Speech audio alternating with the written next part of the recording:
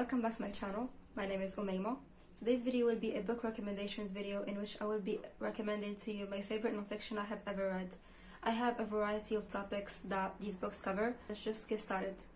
This is a translated book that was originally written in Dutch. The author basically tries to prove that humans aren't inherently bad and selfish, and he provides new perspective and ideas to prove that humans are in fact built for cooperation, not competition. The second book I would like to talk about is a memoir, and that is I'm Glad My Mom Died by Jeanette McCurdy. This is an autobiography of Jeanette, who is a child actor. She's most well known for her role in iCarly as Sam in Nickelodeon.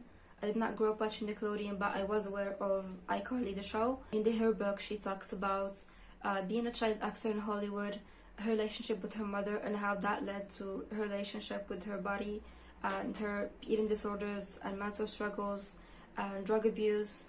This book was very well written. Jeanette McCurdy is so eloquent.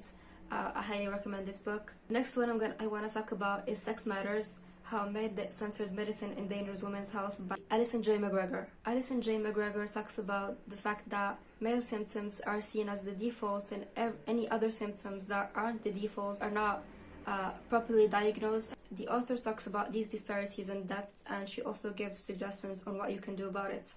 The next one I want to talk about is Wordslut by Amanda Montell. This book talks about basically how the English language has been used for centuries against women. One example that I found really interesting is how words start out meaning the same thing, and over time they change to basically have completely different meaning.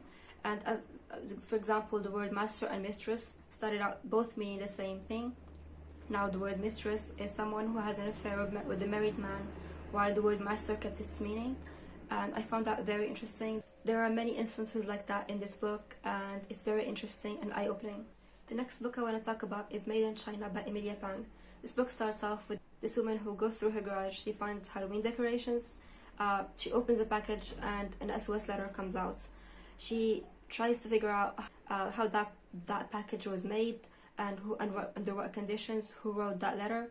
Sunny is the person who wrote that letter, and we see how he ended up where he ended up, and the other people like him, how they ended up in forced labor camps, and what they experienced and the abuse they experienced in there. This book also talks about the abuse and exploitation of the Uyghur minority in China.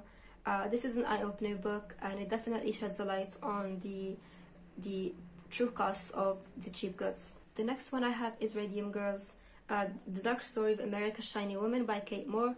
These were young women who were working in factories painting diodes using radium, and they were giving them these brushes that have this not very good tip, and so that therefore the girls figured out a way to paint the diodes in an efficient way, and by doing that they put the brush with the tip in their mouth and they inhaled the radium. This was seen as a coveted job, but until these girls started falling mysteriously ill, and the companies that these girls worked for never paid them any attention. The story talks about the strength and courage of these women and facing impossible circumstances and their battle for workers' rights.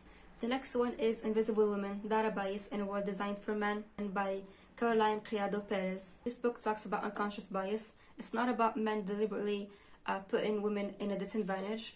It's about people in charge, who are mostly men, failing to see the differences between them and women. So I highly recommend this. The next one I have is Bad Blood by John Carreyrou. This is an investigative story about Theranos, who was a Silicon Valley startup who basically claimed that they will revolutionize blood work.